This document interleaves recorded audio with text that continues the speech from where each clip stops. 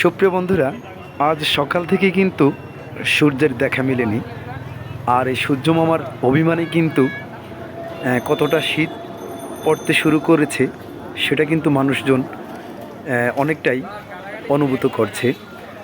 যার কারণে আজকে কিন্তু আপনারা দেখতে পাচ্ছেন চাঁদপুর শহরের হাসান আলী মাঠে যেই ভ্রাম্যমাণ যে শীতের পোশাক বিক্রেতারা রয়েছে তাদের কাছ থেকে কিন্তু শীতের পোশাক ক্রয় করার জন্য শহরের বিভিন্ন স্থান থেকে অনেক ক্রেতারা এসেছেন।